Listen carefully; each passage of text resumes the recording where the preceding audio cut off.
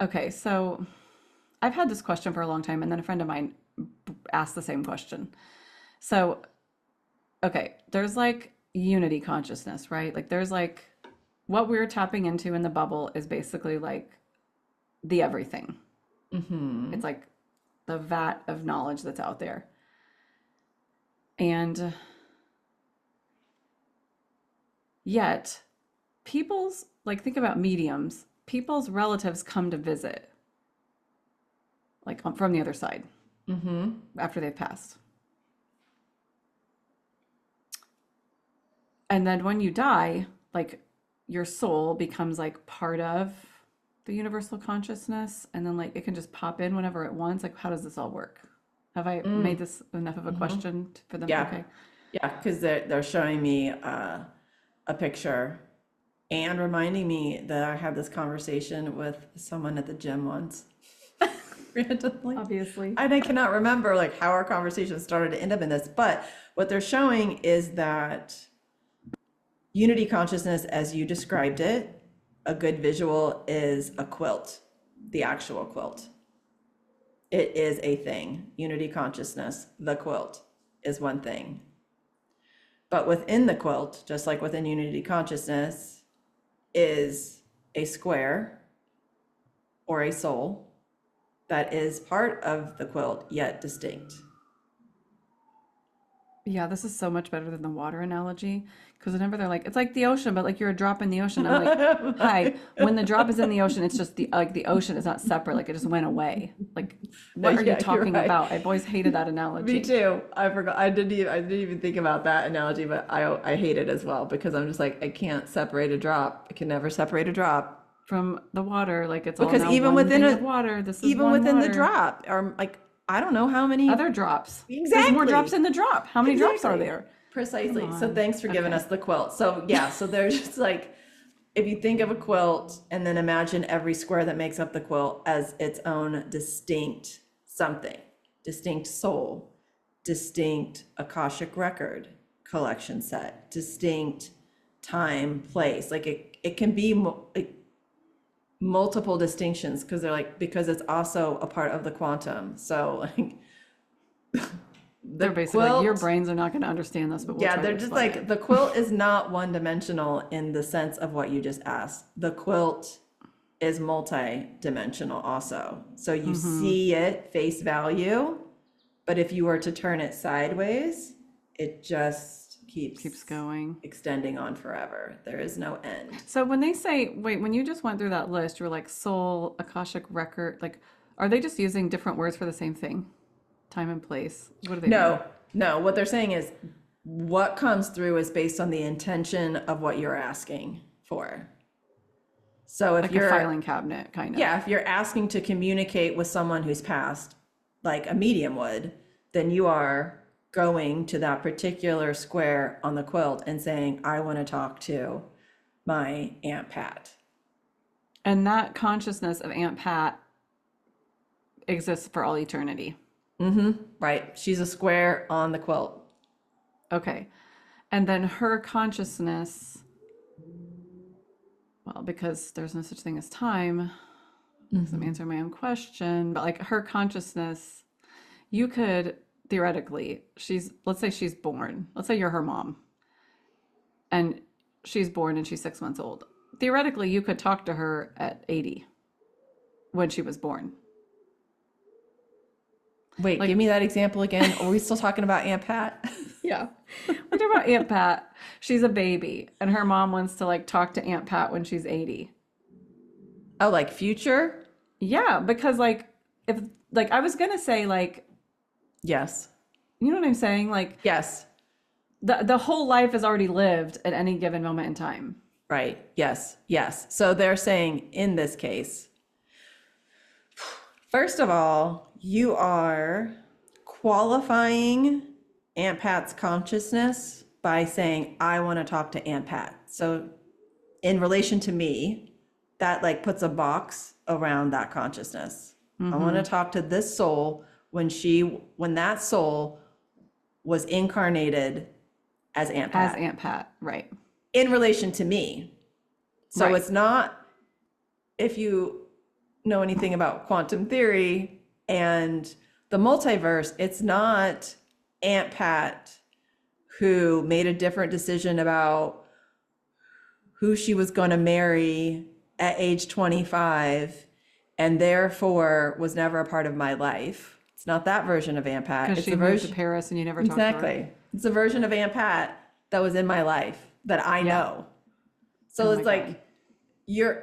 we as humans, when we make these requests, we put qualifiers, important qualifiers around things that we're probably not even aware that we're putting around things. Right. So they're like, if I wanted to talk to Aunt Pat at the age of 4, when clearly I didn't know her, she was my aunt, I could do that, but I would have to be that specific.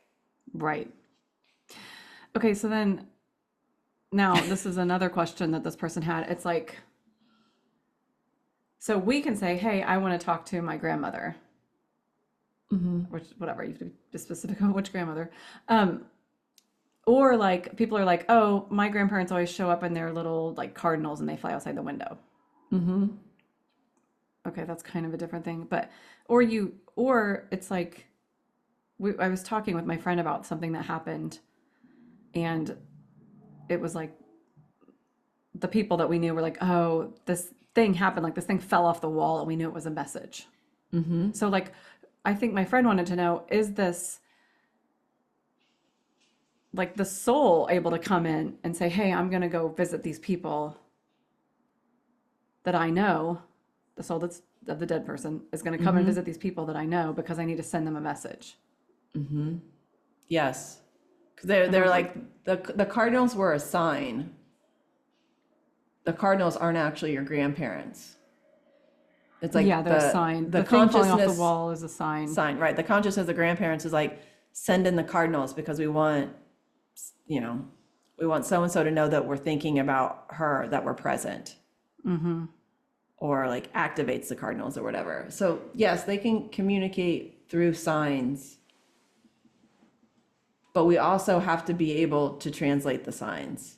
So in some way, we have to know that cardinals represent grandma and grandpa.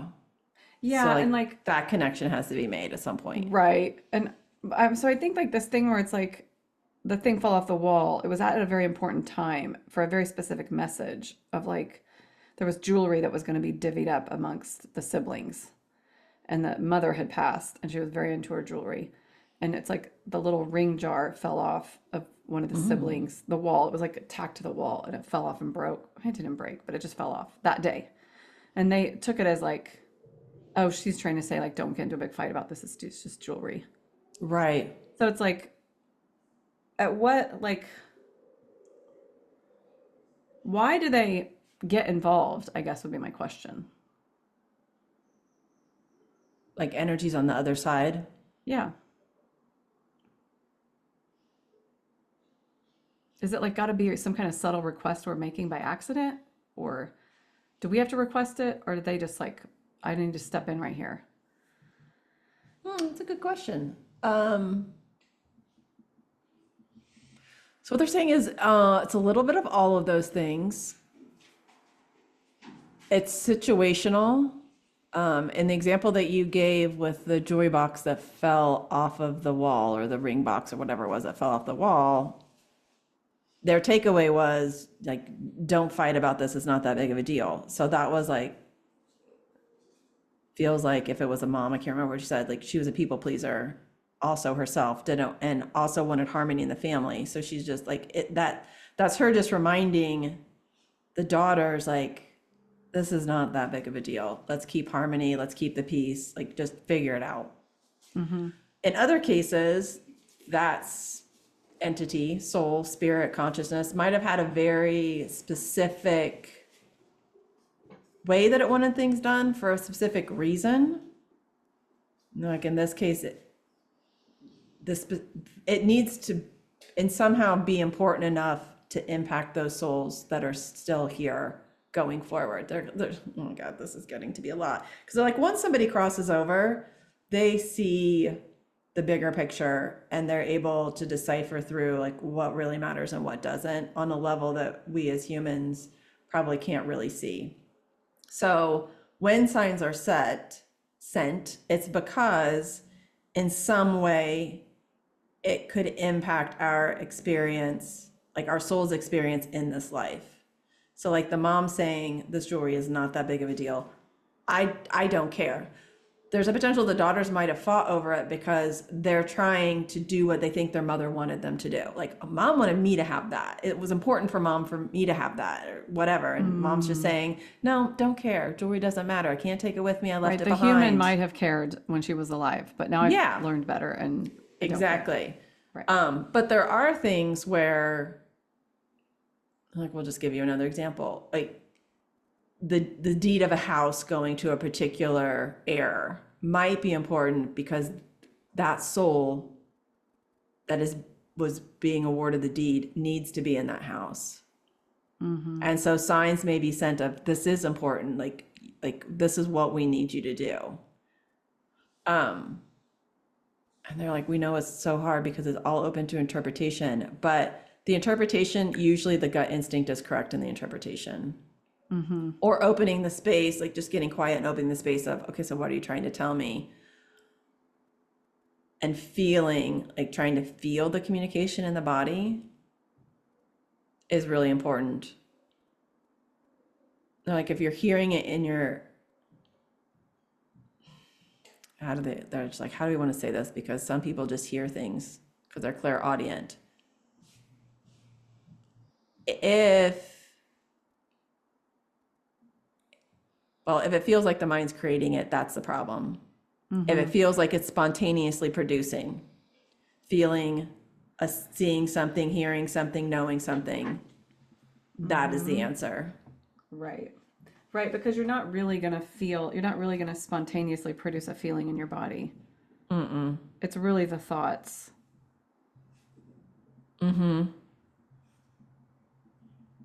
Yeah. That's good shit for our class, by the way. That was creating. Writing it down. I think we probably already have it somewhere, but it's like, Yeah. just making sure. They're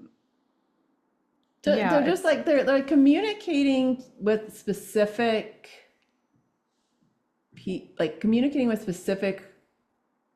with a specific consciousness that has passed can be far more complicated than assumed, which is why mediums exist and why it's like a specific skill set that's identified. Like a medium is not called a channeler. Right. A medium is called a medium. Right. Well, they're like, it's just like a different branch of, it's like a different degree in school. Well, yeah, that makes sense, actually. Like a channeler can open the space and ask for some generalities or some feelings or some information, but a true medium is able to like go very deep and get very specific and pull forward like very unique information. Oh, that's really interesting. That's cool. Yeah, now they're like, it's kind of like an animal communicator too. Like, can you learn how to do it? Yes, but you have to learn how to do it. Right. And it's Like Laura and Candy aren't just going to be able to like turn their attention and be like, oh, and now we're animal communicators because like we can connect to consciousness. So like now we're just going to like communicate with animals. Like it would just take practice because there's a way that communication happens that is different than what they've taught themselves. So it's just like it's continuing to like turn the dials of the nuance and the skills. They're kind of showing they love the basketball analogy. They're just like, when you're learning to shoot 3-pointers, it's different than when you're learning to shoot layups, and it's different than when you're learning to shoot free throws. but it's all basketball. It's all basketball, but like you have to practice and develop that unique skill and muscle response. Right. That makes so much sense. This was the first psychic reading I ever went to. I don't remember much from it, but I do remember that she was like, there's a woman here. And I was like, okay. I did not ask for this because I wouldn't have even thought to do that.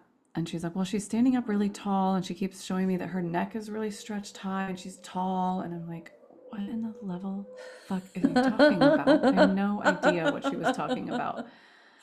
no, she's standing tall and she's stretched, her neck is really tall and she's like healthy. And I was like, what? And then she's like, she's holding this white box of candy. And I was like, oh my God, that is my great aunt, the only relative at the time that had passed away. She always had a white box of peanut brittle with her. But when I knew her, she was in a wheelchair and her one ankle was like curved over. She was all hunched over and she was in a wheelchair for a really long time and she had something that was wrong with her. I don't even know. She was trying to express that she was healthy and on the other side. Aw, I that's know. so That's so nice. sweet. But the box, they had to give the box because I wasn't getting it.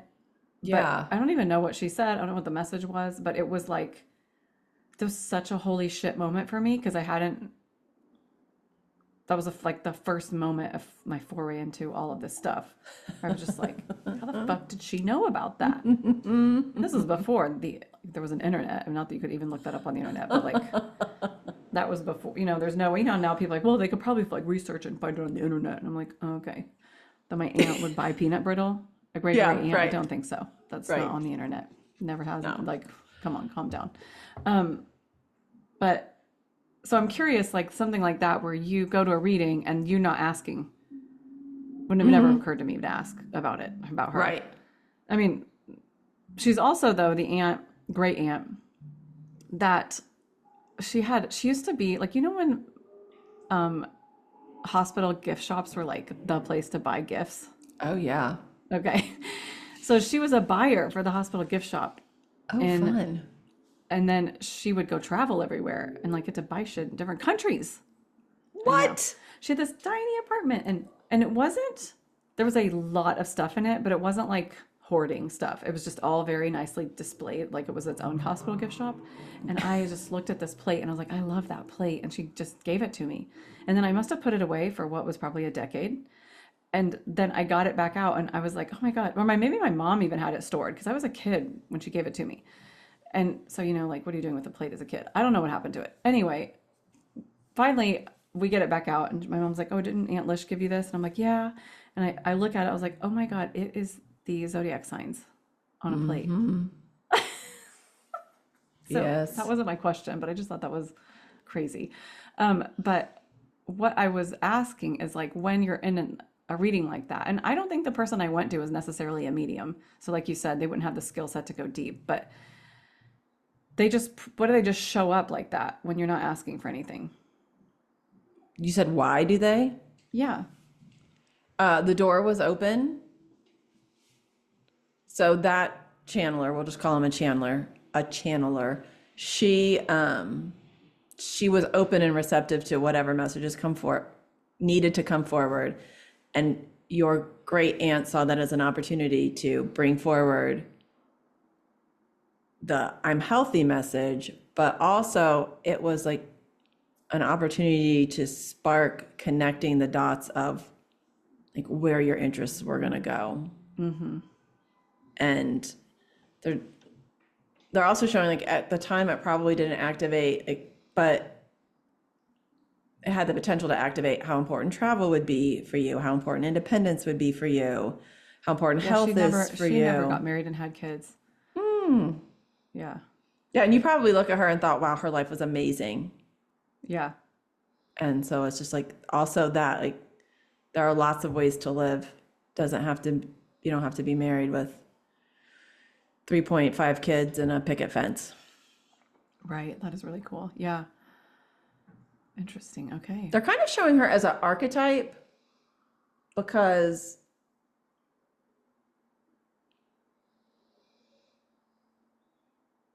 it's something about like her being presented to you as healthy that allowed that archetype to be reignited, because her in a wheelchair with a handicap wouldn't have, the energy didn't come through as an archetype. Right. So it almost is like it was meant to not rewrite, but to overlay and allow you to start to sort of like reconstruct the image that you hang on to of her. Right. Yeah, that totally makes sense. That's wild. So yeah, they're like, that was basic information that was presented. She didn't go in search of, but she was open to allow it to come forward.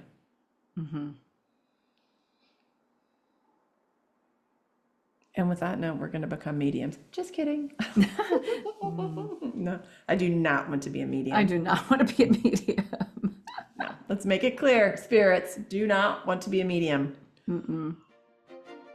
That wraps this episode of One Card Shy. Did you love it? Leave us a review, share it with your friends, and sign up for our monthly crown straightener.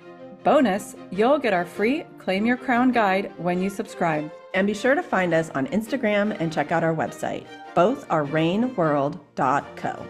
All the links are below. See you next time, Queens.